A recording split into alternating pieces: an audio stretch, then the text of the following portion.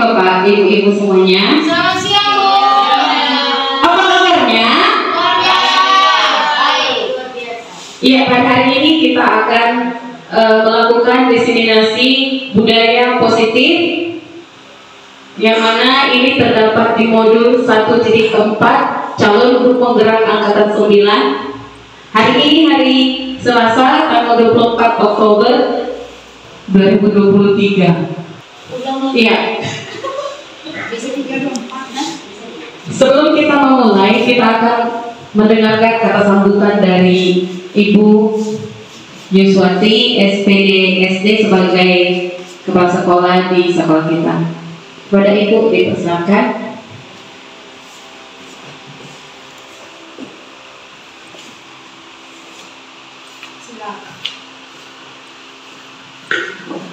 Bismillahirrahmanirrahim.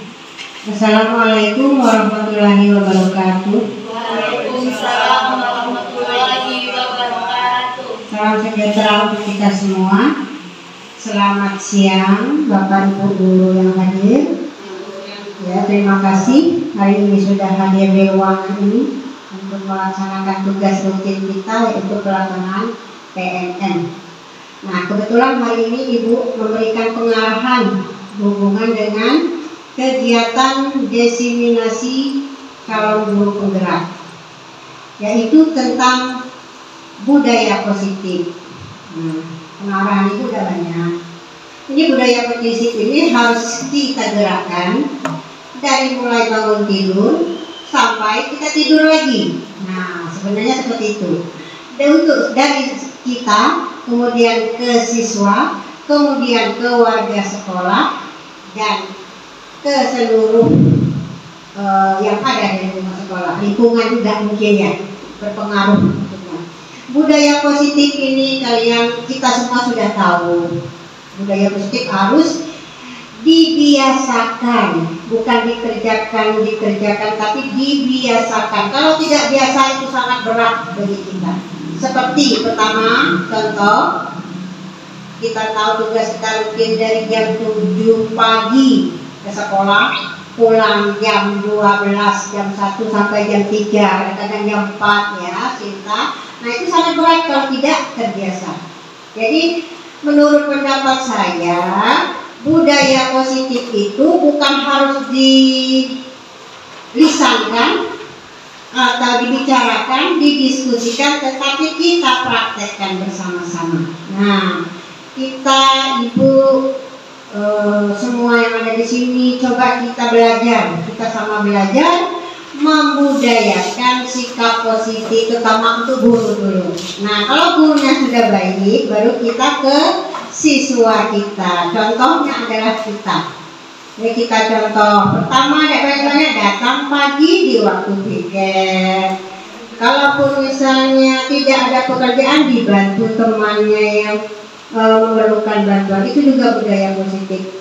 Cepat ringan tangan bahasanya. Iya, ringan tangan, apa bahasanya Bu? Itu peribahasa di zaman dulu. Cepat kaki ringan tangan bahasanya ya.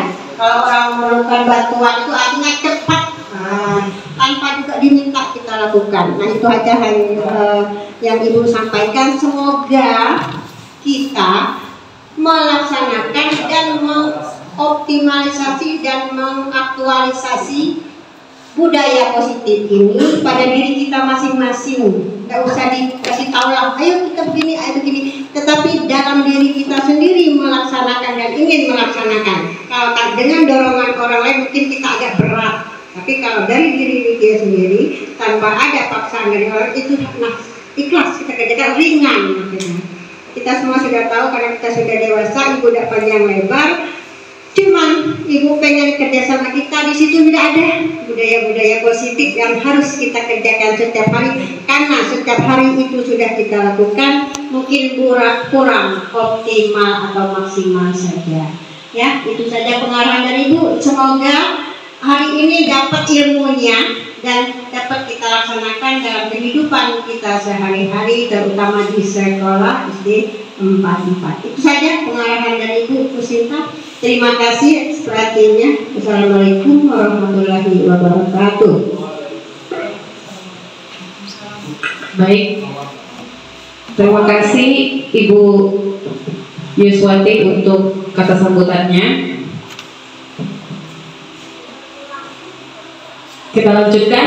Adapun tujuan dari diseminasi yang akan saya lakukan adalah yang pertama, untuk mewujudkan pembelajaran yang berpihak pada murid.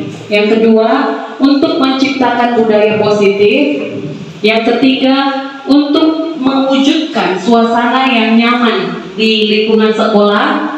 Yang keempat, untuk menerapkan segitiga restitusi. Nah, Bapak Ibu, apa yang terlintas di dalam pikiran kalian ketika mendengarkan pernyataan ini? Yang pertama, pemberian hukuman dapat mendisiplinkan siswa. Kira-kira ini setuju atau tidak setuju yang kita dapatkan, yang bisa kita ucapkan? Pemberian hukuman dapat mendisiplinkan siswa. Benar nggak kira-kira nih? Tidak. Oke, ada yang iya, ada yang enggak. Bisa bebas jawabannya. Yang kedua, pemberian hadiah dapat meningkatkan prestasi siswa. Kira-kira yang ini? Ya, bisa. Ada yang kadang-kadang. Oke, yang ketiga, guru harus mampu memberikan solusi untuk setiap siswa yang bermasalah. Yang keempat, guru berperan sebagai teman untuk siswa. Bisa jadi. Nah, ini keempat pernyataan ini nanti di akhir akan bisa kita jawab sendiri sebenarnya yang mana sih yang seharusnya kita lakukan. Ini semua memang bisa kita lakukan. Pemberian hukuman dapat mendisiplinkan siswa. Hukuman yang bagaimana gitu, tergantung sama apa yang kita buat di dalamnya. Ya, mari kita lanjutkan. Budaya positif. Budaya positif adalah perwujudan dari nilai-nilai atau keyakinan universal yang diterapkan di sekolah. Jadi budaya positif ini adalah yang namanya budaya. Budaya itu adalah kebiasaan yang dilakukan oleh sekelompok orang. Kalau satu orang aja yang melakukan itu bukan budaya. Nah, jadi budaya, sedangkan positif ini adalah hal yang baik ya tentunya ya. Makanya budaya positif itu perwujudan dari nilai-nilai keyakinan universal. Keyakinan universal itu apa? Nanti kita akan melihat. Kita lihat dulu konsep dasar budaya positif. Konsep dasar budaya positif, yang pertama, kita harus memiliki perubahan paradigma belajar. Yang kedua, disiplin positif. Yang ketiga, motivasi perilaku manusia. Yang keempat, keyakinan kelas. Yang kelima, posisi kontrol. Yang keenam, kebutuhan dasar manusia. Serta yang ketujuh adalah segitiga restitusi. Jadi ketujuh konsep dasar budaya positif ini wajib sebenarnya dilakukan untuk mendapatkan budaya positif yang membudaya gitu ya. Jadi kita akan membahas satu persatu, tapi sebelumnya saya akan mengajak Bapak Ibu untuk ice breaking dulu supaya lebih segar ya. Jangan tegang-tegang Bapak Ibu, kita santai aja ya. Oke, Bapak Ibu mulai berdiri, kita ikutin.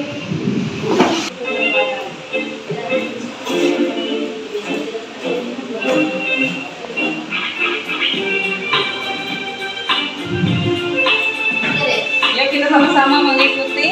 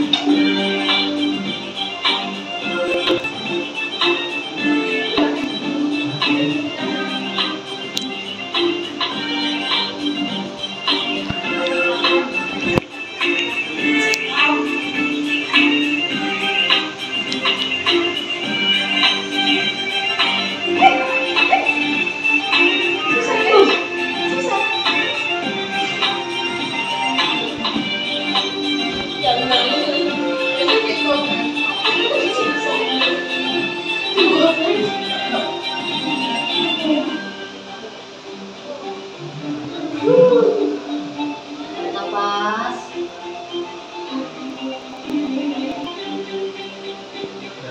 Ini kita nafas.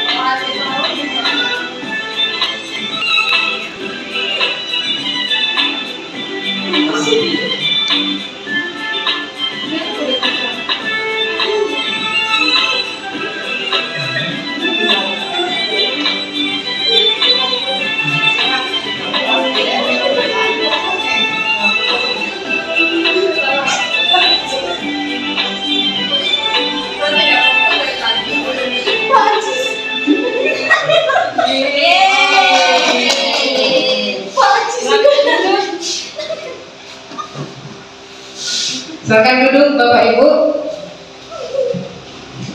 Baik, sekarang kita lanjut. Yang pertama adalah perubahan paradigma belajar. Nah, di sini saya mau ajak Bapak Ibu.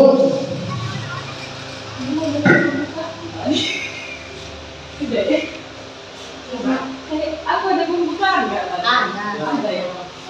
Jika ada langsung tujuan. Oke, baik. Sekarang kita lanjutkan. Di sini ada sebuah permainan ya. Coba buka. Coba buka ini. Anda adalah A. Tugas Anda mengepal salah satu tangan Anda. Coba Anda bayangkan ada sesuatu yang sangat berharga di kepalan tangan ini. Ya, ada yang sangat berharga yang kita miliki. Kemudian ada salah seorang dari teman kita yang disebut dengan B akan mencoba dengan segala cara untuk merayu bagaimana caranya supaya kita mau membuka apa yang ada di tangan kita. Jadi untuk melakukan percobaan ini saya ajak Pak Aji sama Bu Obi maju ke depan. Ya. Jadi A-nya boleh Pak Aji lah yang merayu membuka tangannya nanti. Oke, berarti yang A-nya Ibu Obi ya, yang B-nya Bapak Aji. Nah, sekarang Ibu Obi boleh pikirkan hal apa yang paling Ibu Obi yang paling berharga di kepala tangan Ibu Obi. Terus sekarang kerjaannya Bapak Ajis merayu bagaimana supaya dia mau membuka tangannya untuk tahu. Ya, silakan Pak.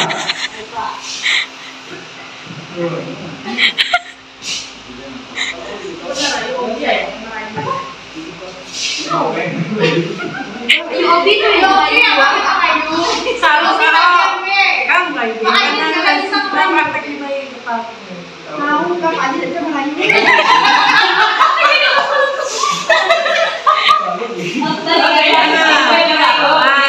Gantian. Mas, Pak Ajis, buka dong sebentar aja. Oh, kenapa nggak mau? Sesuatu yang sangat berharga. Itu apa sebenarnya yang paling berharga itu? Boleh nggak lihat sedikit aja? Tidak banyak. Ya, warna ini dengan cara apapun dan dengan bagaimanapun tidak akan saya buka untuk warna. Ya ampun, nanti saya kasih. Mau berapa sih Mas? Nanti saya kasih. Kasih apa sih? Kasih apa? Saya tetap dengan pendirian, tidak akan saya buka. Terima kasih. Yeay, beri tepuk tangan dulu untuk Pak Aji sama Obi. Kita merayu. Nah, ini adalah kegiatan apa? Ini kegiatan untuk merubah paradigma kita. Paradigma tentang apa? Tentang prinsip hidup, gitu ya. Ada sebagian orang yang memiliki sesuatu hal yang berharga dan prinsip hidupnya itu sudah sangat melekat di dalam dirinya, jadi dia nggak bakalan mau membuka bagaimanapun cara kita untuk mempengaruhi, nanti kasih duit, nanti ini sedikit aja, lihat aja pun nggak mau. Jadi di sini yang mau kita belajar adalah kontrol diri. Jadi di sini kontrol diri itu berasal dari kita sendiri gitu. Jadi kita mau buka tangan atau enggak itu kita yang tentukan. Bagaimanapun orang di sekeliling kita merayu kita, kalau kita nggak mau, nggak ada yang boleh memaksa. Ya, itu tentang paradigma belajar. Baik, berikut ini ada miskonsepsi tentang teori kontrol yang dikemukakan oleh Dr. William Glasser. Yang pertama, ternyata selama ini kita melakukan banyak ilusi di dalam pembelajaran kita. Yang pertama, kita punya ilusi guru untuk mengontrol murid. Jadi kita merasa karena kita ini adalah seorang guru, maka kontrol ada di kita gitu. Padahal seperti yang kita praktekkan tadi, kontrol itu ada pada diri siswa itu sendiri. Sebenarnya ketika kita membuat suatu tugas atau kita menyuruh melakukan sesuatu, itu bukan karena kita mengontrol, tapi karena ada kemauan dasar dari dalam dirinya. Itu yang membuat. Kemudian yang kedua, ada yang namanya ilusi bahwa semua penguatan positif, efektif dan bermanfaat. Ini juga tidak ya. Tidak semua penguatan positif, efektif dan bermanfaat. Apa contohnya? Pemberian hadiah. Kita memberi hadiah itu nggak efektif juga untuk anak-anak. Kalau setiap saat kita kasih hadiah, nanti motivasinya jadi salah. Kemudian yang selanjutnya, yang ketiga, ilusi bahwa kritik dan membuat rasa bersalah mampu menguatkan karakter. Nah, ini kalau kita melihat bahwa kritik itu sesuatu hal yang kita ungkapkan dari pribadi kita kritik orang gitu. Sementara kita nggak melihat dia punya prinsip apa di dalam dirinya gitu. Jadi kita kritik aja, kita ngomongin aja gitu ya. Nah, ini pun kurang baik. Kemudian ada ilusi bahwa orang dewasa berhak memaksa. Kerjakan PR-mu. Ayo ke depan, maju ke depan. Jadi kita seperti seolah-olah kita memaksa apa yang kita inginkan, bukan yang dia inginkan. Ini adalah miskonsepsi tentang teori kontrol yang perlu kita perhatikan. Jadi mulai sekarang Bapak Ibu, kita harus melihat bahwa ternyata nggak semuanya ketika kita menyuruh anak misalnya nih, ayo kerjakan, dia nggak mau bekerja, kita nggak bisa langsung menyalahkan, kenapa sih kamu malas banget sih, kenapa sih ini aja nggak bisa gitu. Sementara dari dirinya aja nggak ada keinginan gitu. Jadi di sini kita harus lebih mencari cara bagaimana supaya dia bisa seperti yang Ibu Yus katakan tadi di awal, harus budaya positif itu harus berasal dari diri sendiri. Kalau dari dirinya nggak ada, bagaimanapun pasti nggak bisa. Oke, selanjutnya kita lanjutkan.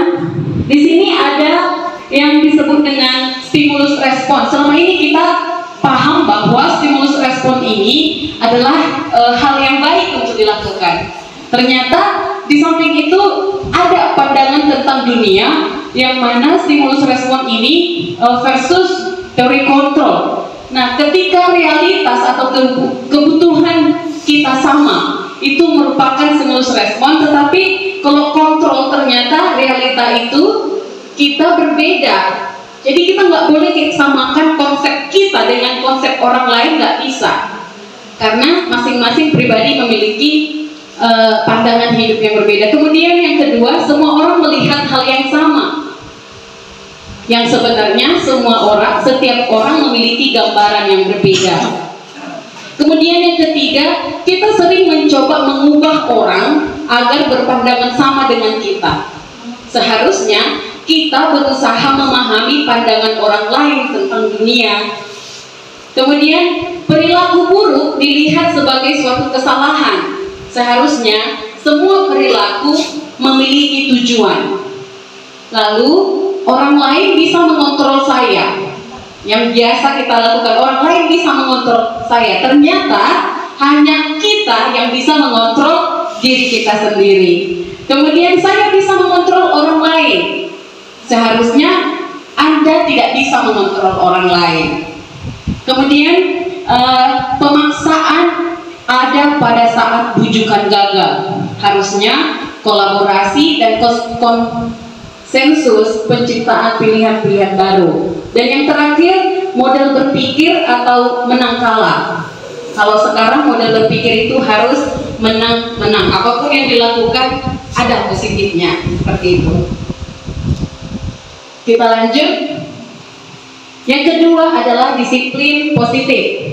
Disiplin positif ini merupakan salah satu cara penerapan disiplin yang bertujuan untuk menumbuhkan kesadaran serta memberdayakan murid tanpa imbalan penghargaan atau reward dan ancaman serta hukuman. Kemudian sebagai guru kita harus selalu mengingat visi sekolah kita yang sudah kita bangun bersama, yaitu terwujudnya peserta didik yang berperilaku mengacu pada nilai-nilai kebajikan universal dan memiliki motivasi intrinsik dalam perubahan perilaku ke arah yang lebih baik. Kita mau melihat dulu apa sih nilai-nilai kebajikan itu.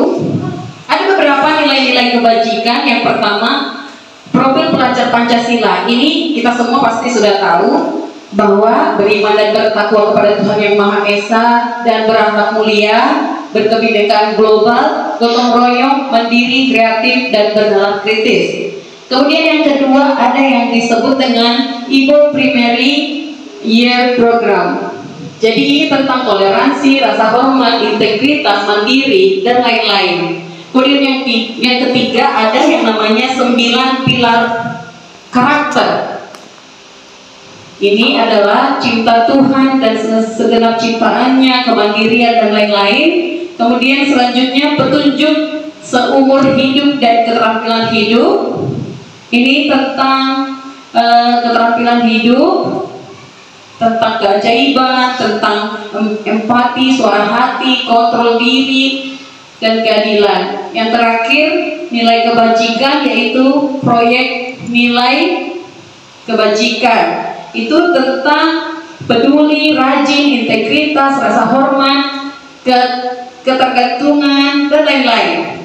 Nah, ini adalah 5 kebajikan, nilai-nilai kebajikan yang sebenarnya ini kalau dipikir-pikir atau kita simpulkan, semuanya sudah ada pada profil pelajar Pancasila.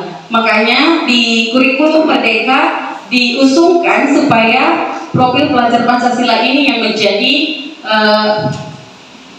pedoman untuk kita meraih seperti anak yang seperti pembelajaran yang berpihak kepada murid gitu. Kita lanjutkan. Yang ketiga adalah motivasi perilaku manusia.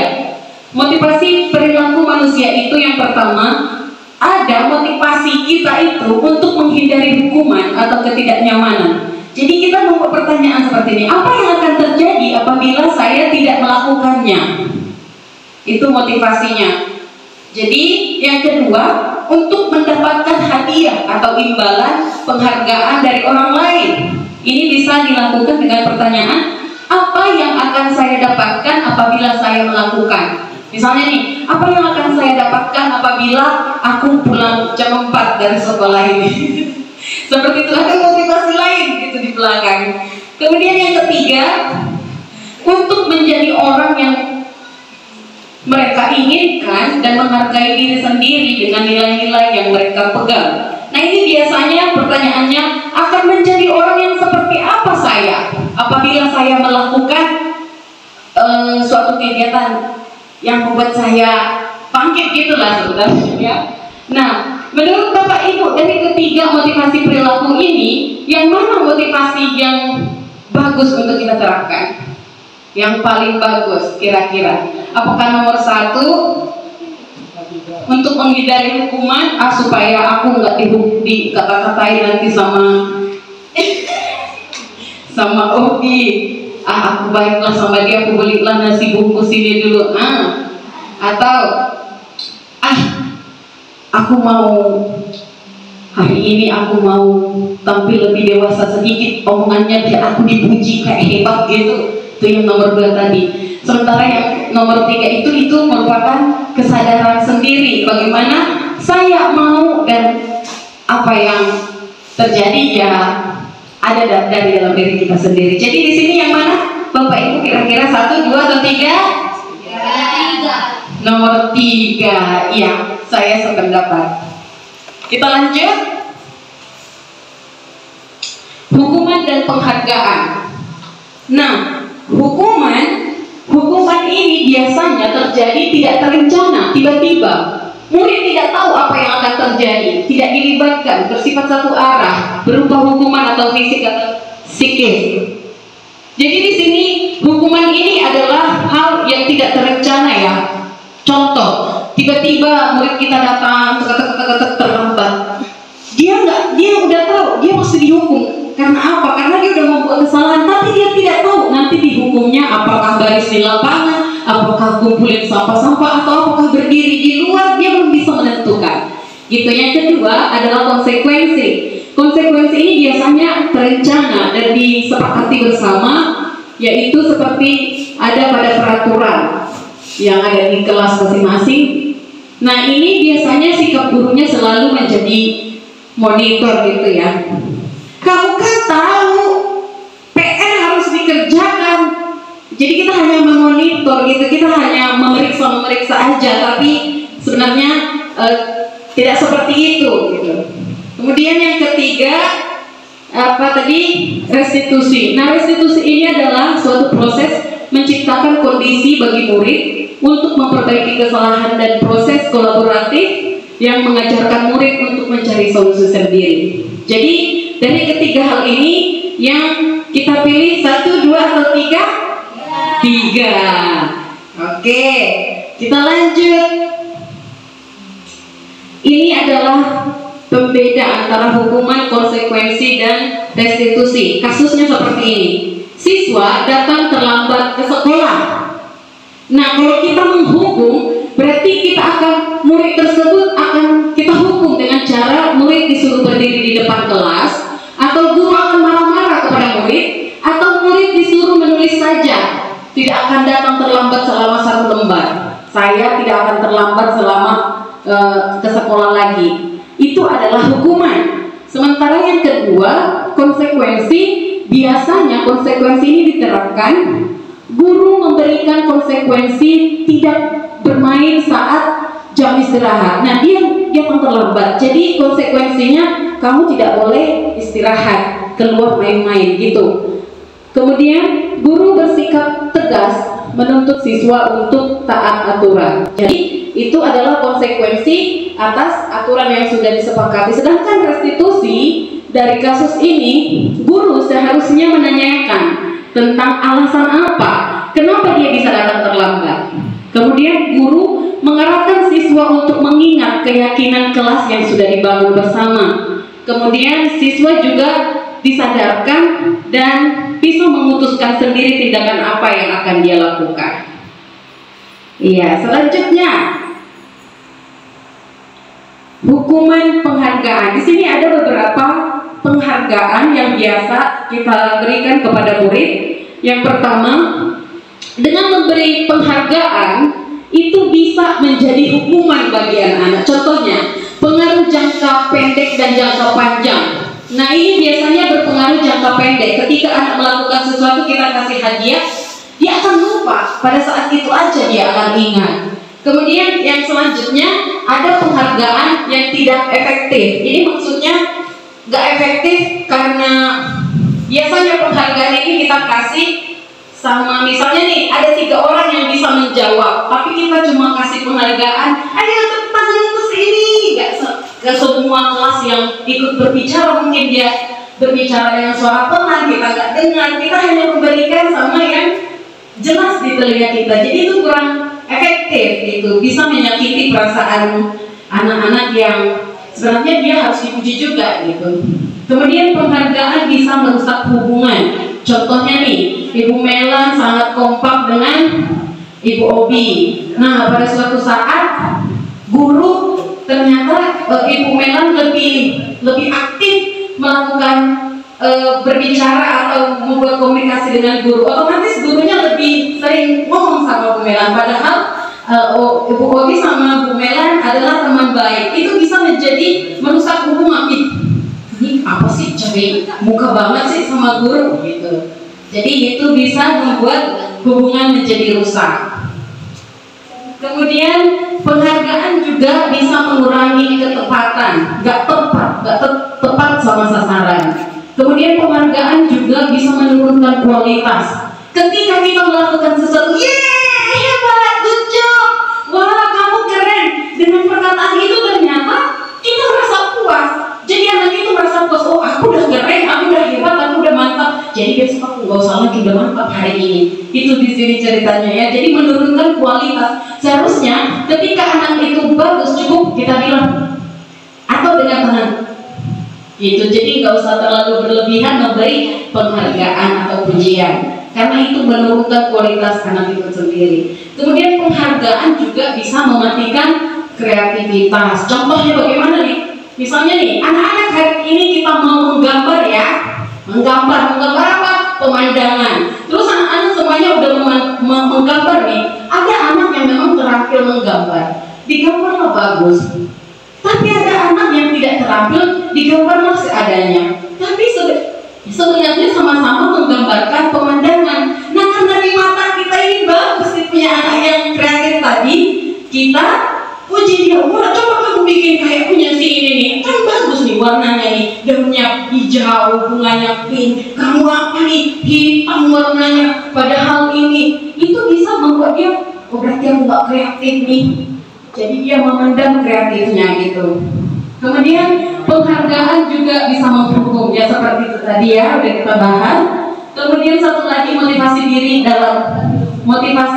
dari dalam diri atau intrinsik anak itu menjadi berkurang. Jadi Bapak Ibu, mulai sekarang kita lihat-lihat bagaimana caranya memberi penghargaan yang membuat motivasi belajar anak itu semakin meningkat. Oke, selanjutnya yang keempat adalah keyakinan kelas. Nah, kenapa zaman sekarang ini ya di kurikulum Merdeka namanya jadi keyakinan kelas, bukan peraturan lagi. Kira-kira kenapa ya, Bu Melan? Saya tertarik deh.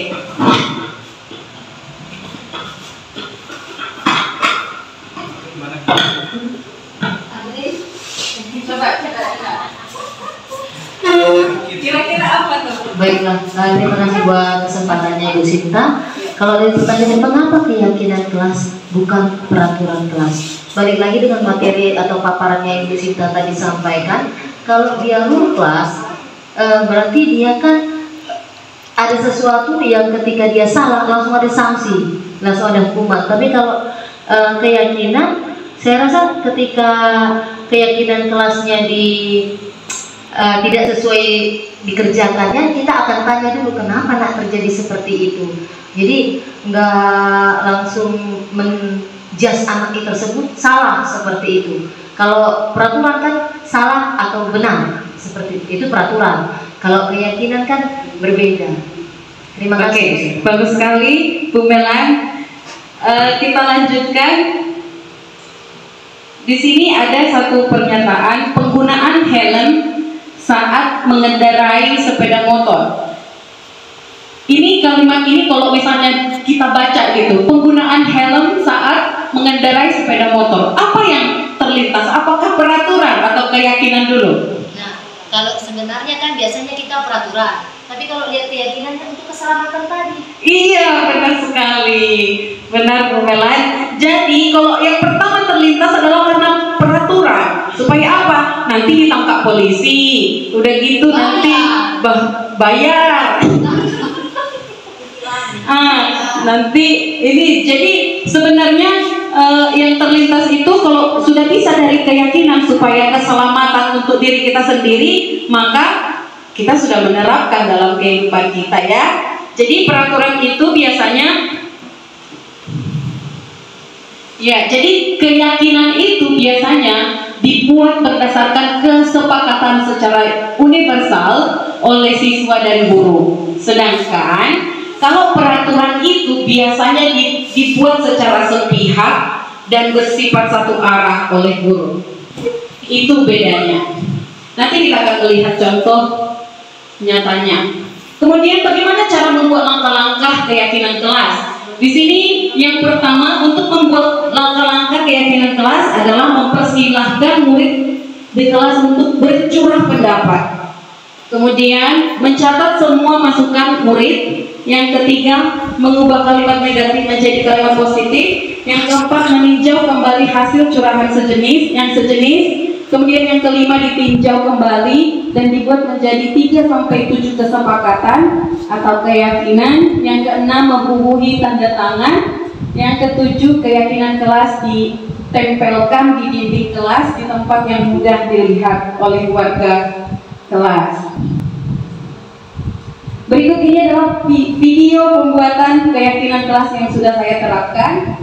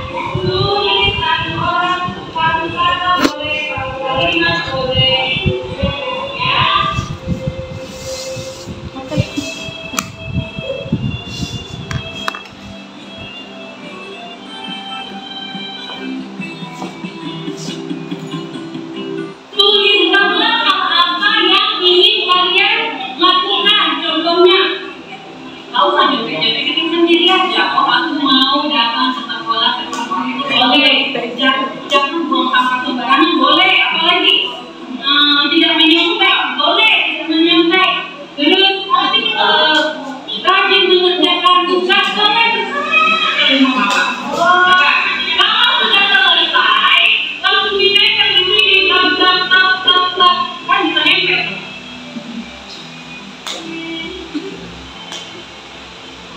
Ini jaringan kali ya, makanya enggak kabur ya.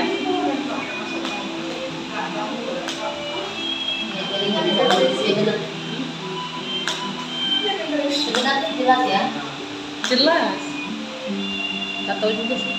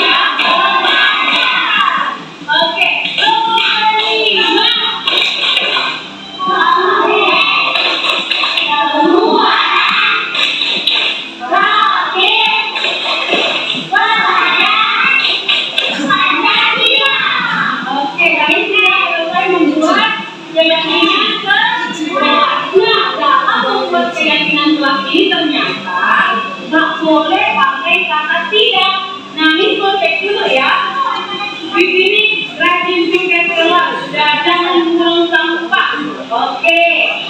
Nanti bikin kelas jangan bawa sampah termasuk ya.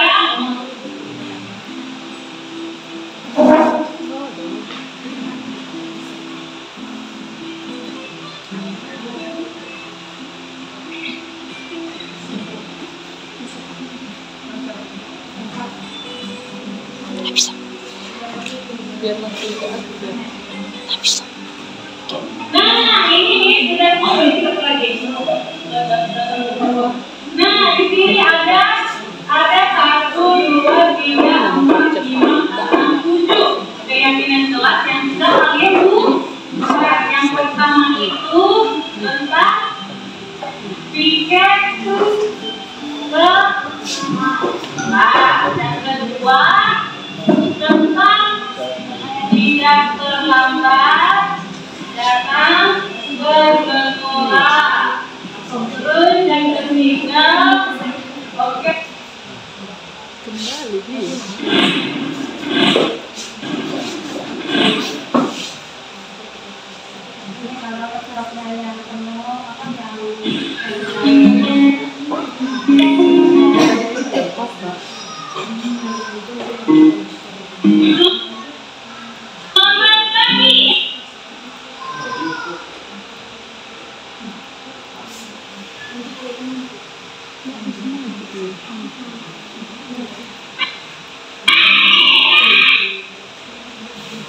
Oke, baik. Itu adalah penerapan dari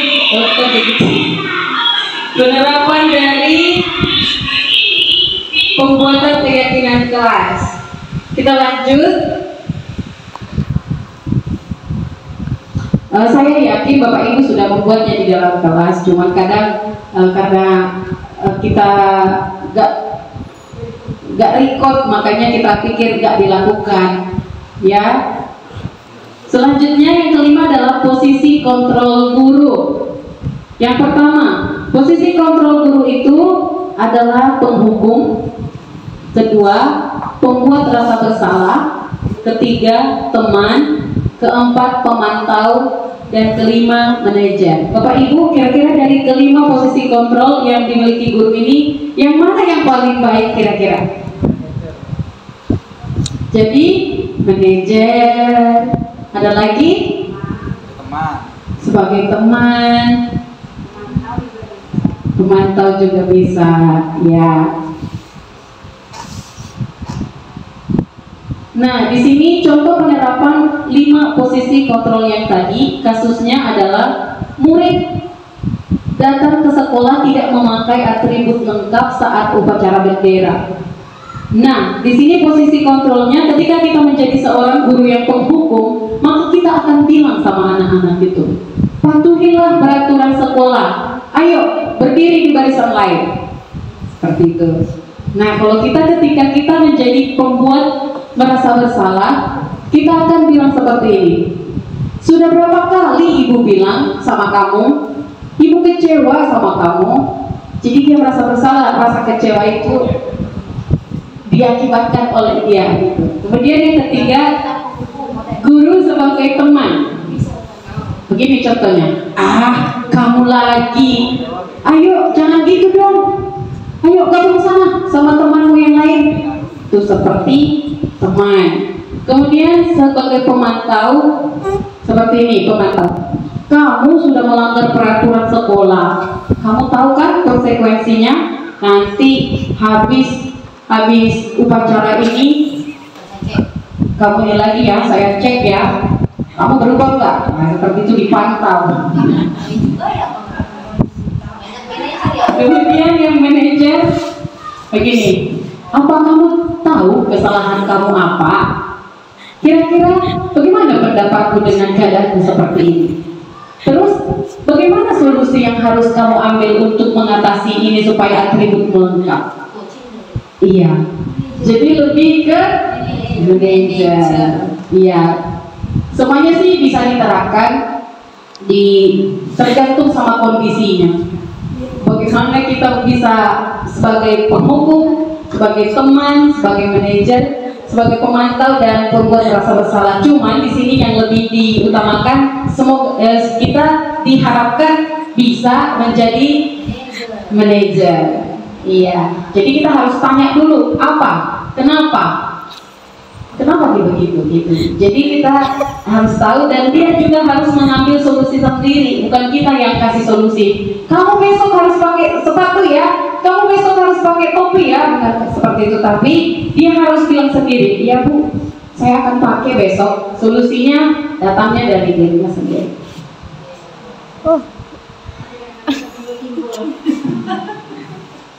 Iya. Selanjutnya yang keenam, ada kebutuhan dasar manusia. Kebutuhan dasar manusia yang pertama adalah kasih sayang. Kasih sayang ini adalah rasa ingin diterima, rasa dipedulikan, berbagi, bekerja sama, terus menjadi bagian dari kelompok. Kemudian yang kedua, kebebasan. Jadi kebutuhan dasar manusia ini juga kebebasan. Dia mau mandiri, kita juga mau memiliki pilihan sendiri, kita mau mencoba hal yang baru, kita juga harus mampu mengendalikan arah diri kita sendiri. Kemudian ada yang namanya kesenangan. Kesenangan ini biasanya kita pengen bermain, kita juga butuh yang humor, kita juga butuh antusias, kita juga butuh tertawa gitu. Yang keempat, penguasaan. Kebutuhan dasar yang keempat itu penguasaan. Kita juga pengen dihargai. Dengan cara apa? Kita harga diri kita, keinginan kita dianggap sama orang di sekeliling kita. Kita juga bisa berprestasi, bisa diakui, didengar. Dan yang terakhir, kebutuhan untuk bertahan hidup. Contohnya kita membutuhkan makanan, tempat tinggal, pakaian, kesehatan, dan keamanan. Ini adalah 5 kebutuhan dasar yang dibutuhkan oleh manusia. Kita lanjut. Yang ketujuh adalah segitiga restitusi. Nah, segitiga restitusi ini adalah suatu proses dialog yang dijalankan guru untuk dapat menghasilkan murid yang mandiri dan bertanggung jawab. Nah, di sini dalam melaksanakan segitiga restitusi ini kita harus mengetahui 3 hal. Yang pertama, menstabilkan identitas. Caranya kita bisa bertanya, kamu bukan satu-satunya loh orang yang melakukan ini, ibu juga pernah dulu seperti itu. Nah, atau setiap orang pasti pernah melakukan kesalahan. Jadi ayolah, gak usah terlalu menghukum diri sendiri gitu. Kemudian yang kedua, kita juga harus memvalidasi tindakan yang salah dengan cara mengatakan, kamu tentu punya alasan kan kenapa kamu melakukannya. Kemudian ada nggak cara yang lebih baik dan efektif yang dapat kamu lakukan untuk memperbaikinya gitu. Yang ketiga itu menanyakan keyakinan. Keyakinan kelas kita apa aja sih gitu. Terus kamu ingin menjadi orang yang seperti apa setelah melakukan keyakinan itu. Nah, untuk lebih jelasnya berikut juga ada video yang sudah saya lakukan penerapan segitiga restitusi sebagai berikut. Salam guru penggerak, tergerak, bergerak, menggerakkan. Pada video kali ini saya akan membahas tentang modul 1.4 demonstrasi kontekstual tentang budaya positif, yaitu penerapan segitiga restitusi. Saya Rosita Manalu SPD, calon guru penggerak angkatan 9 dari SD Negeri 44 Kota Pangkal Pinang. Perkenalkan, fasilitator saya adalah Ibu Sriningsih MPDI, pengajar praktik saya adalah Ibu Evelina MPD, dan saya sendiri calon guru penggerak angkatan 9 Rosita Manalu SPD.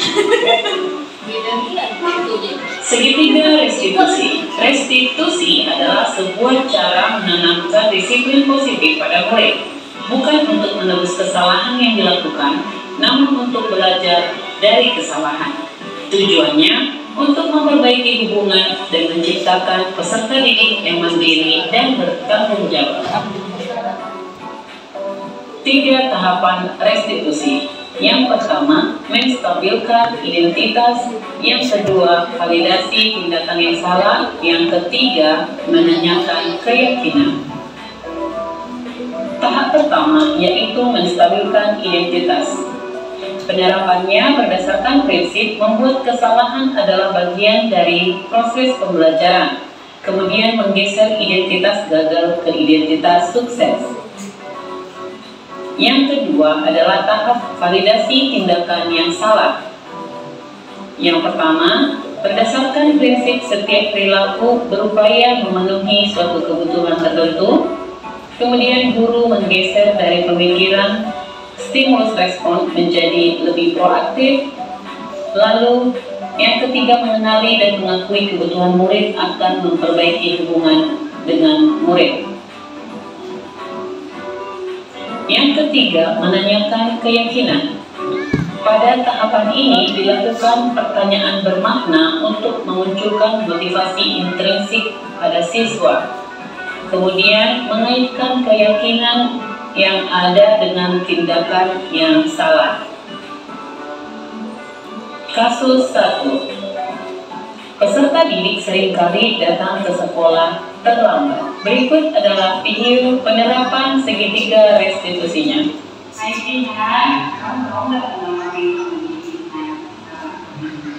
Karena saya tadi terlambat datang ke sekolah. Nah, menurut Jihan, apakah datang terlambat ke sekolah itu merupakan perbuatan tadi? Tidak sih, saya minta maaf ya, Jihan salah. Tidak apa-apa. Semua orang pasti pernah melakukan kesalahan, karena tidak ada yang sempurna di dunia ini. Bis juga pernah melakukan kesalahan seperti yang dilakukan ini. Sebenarnya, Bis mengajari dengan cara bentuk dari kesalahan Jihan. Tapi, Bis ingin mencari solusi untuk mengatasi permasalahan ini. Jihan pasti punya alasan kan kenapa Jihan sering dalam terlambat ke sekolah. Bis bisa tahu nggak alasannya apa? Saya sering bangun banget nih, saya tidurnya kemalaman karena handphone. Makanya saya terlambat ke sekolah nih. Bermain handphone itu memang seru ya nak ya. Kamu pasti buka kan main handphone. Nah, ada nggak kira-kira solusi yang bisa Jihan butuhkan sehingga Jihan bisa main handphone tapi tetap tidur tepat waktu, sehingga Jihan bangunnya tidak kesiangan. Ada nih, saya harus bisa membagi waktu dengan baik dan tidak main HP sampai larut malam. Nah, kira-kira kapan Jihan akan memulainya? Mulai besok nih, saya akan berkomitmen untuk sampai di sekolah tepat waktu.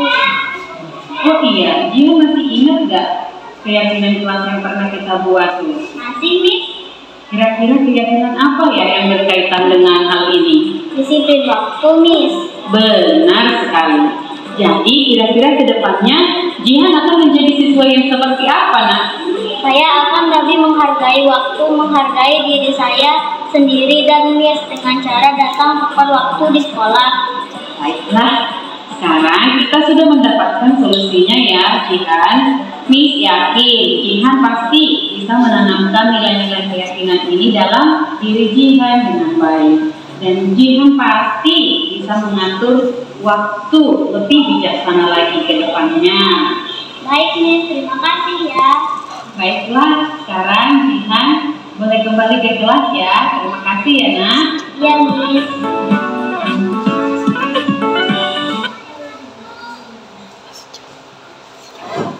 Oke, demikian Bapak Ibu, terima kasih. Nah, di sini saya mau bertanya, apakah ada pertanyaan untuk diseminasi yang baru saja kita laksanakan terkait budaya positif? Jika ada, boleh tunjuk tangan.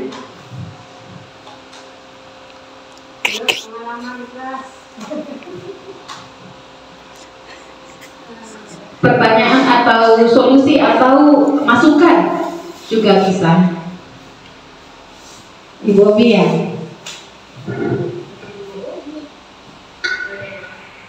Bismillahirrahmanirrahim. Terima kasih kepada Ibu Sinta. Sedikit kalau pertanyaan, kadang kan kita sudah menanyakan ya misalnya sampai menunggu alasan pertama kan, misalkan kenapa kamu terlambat sekolah, misalnya sudah diberikan alasan, kemudian kepada tahap memberi solusi. Kan kira-kira solusinya keluar dari siswa tersebut. Nah, terkadang siswa itu tidak merespon ya, apa sih yang harusnya yang mereka lakukan gitu.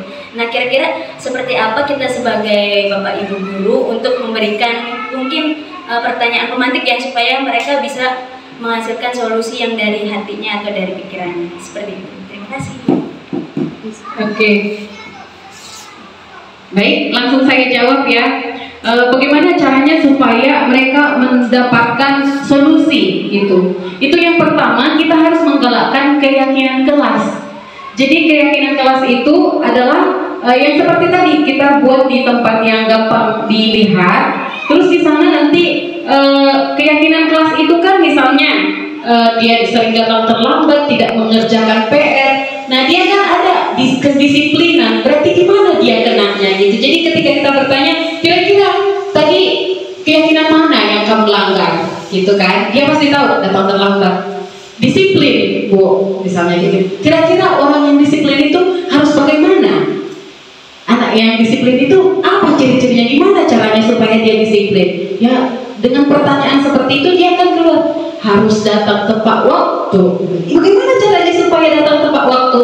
Bangunnya jangan kesiangan. Terus apa yang kamu lakukan supaya tidak kesiangan? Pokoknya kita terus membubuhkan pertanyaan sampai dia menemukan jawabannya. Jangan sampai kita kasih tahu, kamu boboknya jangan kemalaman gitu. Itu memberitahu gitu ya. Iya, jadi kita harus kasih stimulus terus. Jadi sampai dia menemukan apa yang harus dia lakukan supaya dia benar-benar datang tepat waktu. Harus dari dirinya sendiri. Ya, terima kasih Bu Obi. Ada lagi?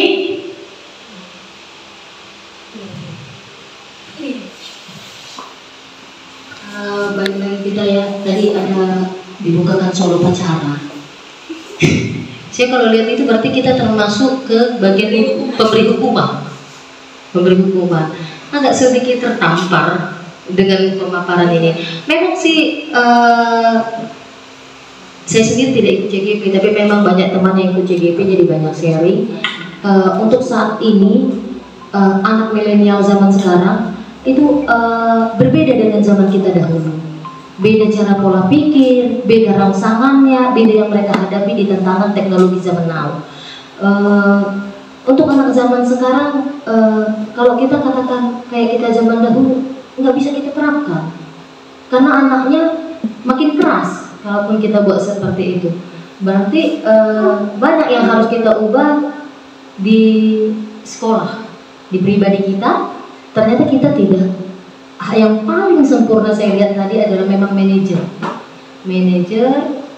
bagaimana kita mengetahui dulu ya, apa alasannya.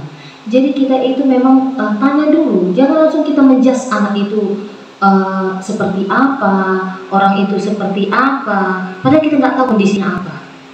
Ya, kita seringkali memang menjudge orang atau menjudge anak, salah loh. Karena sesuai dengan keinginan kita, karena kita yang buat peraturannya, padahal peraturan itu belum tentu kita terapkan untuk kita, seperti itu.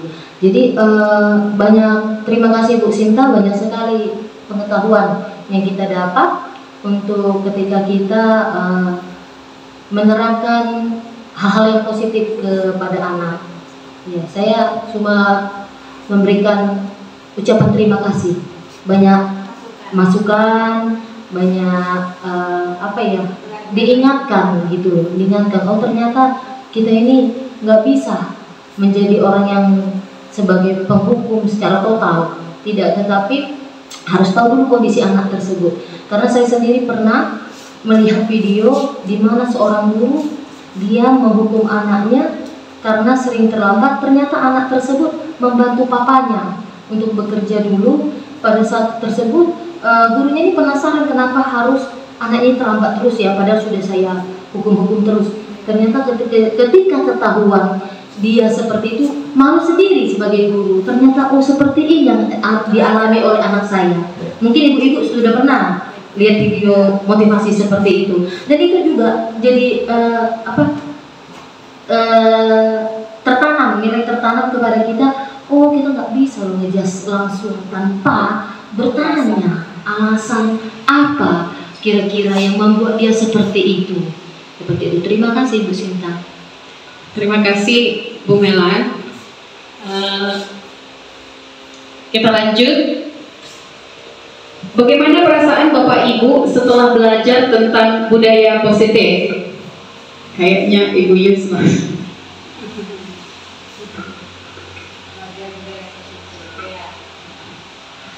Terima kasih Bu Sinta atas waktunya. Setelah saya mendengar pembelajaran hari ini ya, banyak yang harus dirubah dari diri kita ya. Mungkin kita yang mengalami hal ini selama ini, yang kita tidak tahu mana yang benar, mana yang salah kepada anak, kepada siapapun teman di sini semua ya. Jadi harus belajar memahami orang lain. Baru kita tahu, oh iya sebenarnya dia seperti itu ada alasannya, dia seperti ini juga ada alasannya. Cuman kita juga punya peraturan-peraturan. Selain paham dengan keadaan, ya kita harus tanya apa keinginan dia yang sebenarnya, supaya permasalahan kita berjalan terus dan tetap teratur, tidak ada senggol menyenggol ataupun hal-hal yang tidak kita ingin di sekolah. Jadi tetap akur, sepakat, diskusi dulu apa yang harus kita sepakati bersama sebelum melakukan sesuatu yang kira-kira dapat merugikan orang lain. Itu terutama kepada murid yang sering kita hadapi di kelas, teman kita juga di pergaulan kita, dan institusi sekolah kita. Nah itu yang saya pelajari dari ini. Jadi belajarlah kita. Saya juga belajar, mungkin banyak yang kurang dari sini. Oh ya udah tahu, udah paham sedikit. Nah ilmunya sudah dapat dari Bu Sinta pada siang hari ini. Dan sama-sama kita belajar dan merubah cara mengajar, belajar dan memberi yang terbaik bagi semua di lingkungan kita. Itu aja yang saya dapat pada hari ini. Ya, terima kasih Bu Sinta. Terima kasih banyak Ibu Yus. Kita lanjutkan. Apa yang Bapak Ibu dapatkan dari diseminasi yang sudah kita lakukan? Ibu Rad.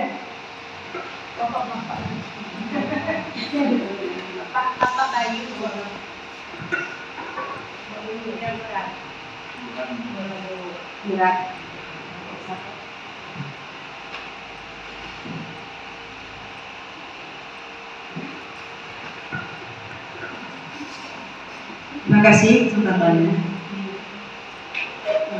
Definisi yang dilakukan pada kegiatan di sekolah,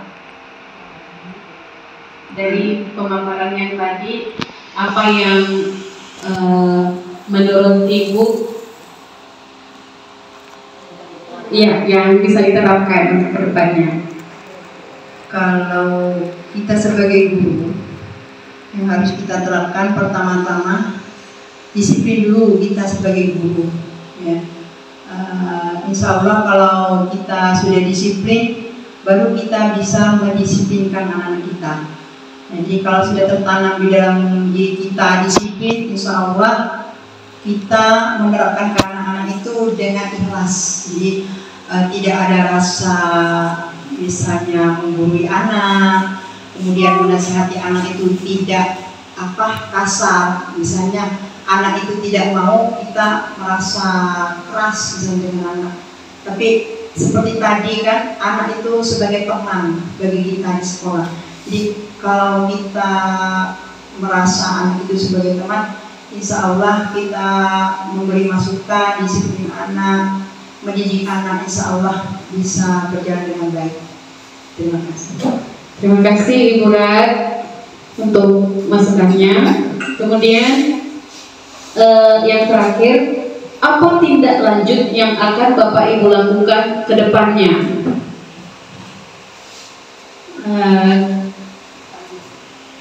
Kaum bapak dulu. Bapak Bayu, silakan Pak. Baiklah, terima kasih Bu Sinta atas kesempatannya. Tindak lanjut yang akan kami atau saya lakukan ke depannya yang pasti adalah menerapkan prinsip-prinsip yang kita dapat dari diseminasi hari ini. Paling esensial saya rasa adalah segitiga restitusi tadi ya, yang paling praktis yang bisa kita dapat, yaitu dengan segitiga restitusi tadi. Yang pertama, mengenali, menerima identitas atau perasaan siswa atau teman kita atau bawahan kita atau atasan kita apapun. Kemudian validasi ya, validasi kita memvalidasi, memposisikan diri kita sebagai mereka. Kemudian terakhir, bagaimana agar solusi yang didapat itu bersifat win-to-win solution kayak tadi ya. Jadi kamu enak, saya enak ya, dan solusi terdapat, masalah terpecahkan. Itu saya rasa yang paling penting untuk menjadi tindak lanjut ke depan. Terima kasih. Wow, terima kasih Pak Bayu. Iya, dengan berakhirnya pertanyaan yang terakhir, maka berakhir juga pertemuan kita pada pagi hari ini, Bapak Ibu. Pada sore hari ini, iya, baik Bapak Ibu, terima kasih untuk waktu dan kerjasamanya. Jika ada kelebihan, kekurangan kata yang saya perbuat, mohon dimaklumi, dan ambillah yang positifnya dan tinggalkan yang negatif, yang kurang baiknya, sehingga kedepannya kita boleh bersama-sama bergandengan tangan untuk memajukan sekolah kita ini lebih baik lagi. Terima kasih Bapak Ibu, selamat sore.